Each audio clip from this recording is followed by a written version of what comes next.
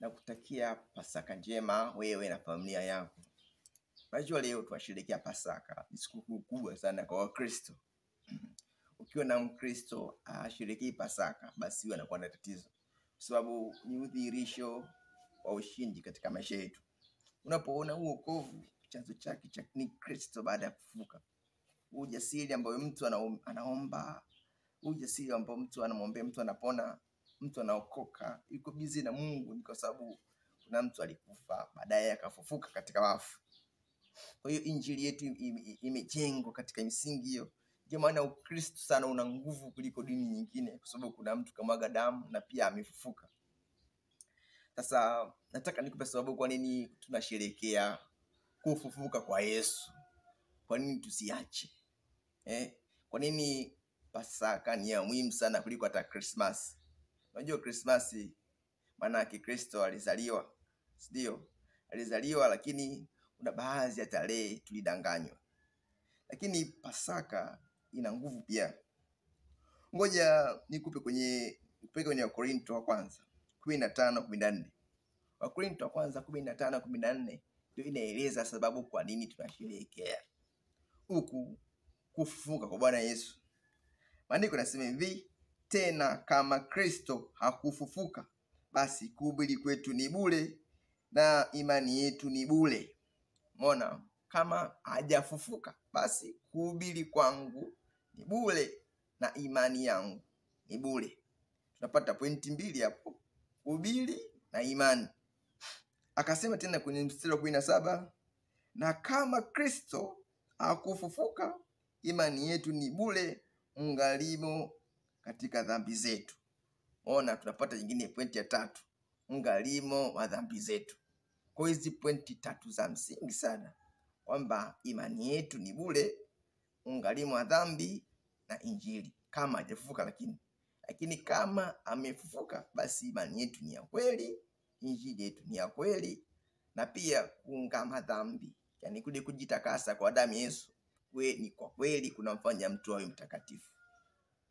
Unanielewa mpaka hapo? Sasa injili ni uwezo wa Mungu kuleta wokovu. Kwa injili watu wanasimama kisha wanaokolewa. Hasa shetani hataki watu waokolewe. Maana kwa injili watu wanasikia baadaye wanaamini. Kwa hiyo imani chanzo chake ni kusikia. Na kusikia kunakuja kwa neno la Mungu. Mtu anaponisikiliza kwa mfano kama hivi, namjenga katika imani. Mtu anaponisikiliza katika hivi, maana yake inamtia nguvu, namtegemeza magoti yake, ninategemeza mikono yake iliyo dhaifu. Kimsingi ninategemeza maisha yake kupitia injili tu anayonisikiliza hivi. Sasa wakati ule wakapewa fedha ili kuzima swala hili, ili kusudi watu wasisikie maneno ya Mungu, na watu wasiwe na imani, na wasiamini kwamba kuna ondoleo la dhambi. Nataka nikwambie ni kwamba Kristo au Yesu anaokoa kabisa. Anataka watu wake walisikie neno lake. Pia anataka watu wake wapate imani ya kweli. Najua ziko imani nyingi ambazo si za kweli, lakini Mungu anataka wapate ile imani ambayo ni Yesu aliyoianzisha. Iko imani za dini nyingine ni kweli kabisa mpaka leo watu wanaamini vya kwao, lakini nikwambie hizo ni imani batili. Lakini kuna imani ambayo ni Kristo alianzisha, ndio Mungu anaitaka watu washikilie pale.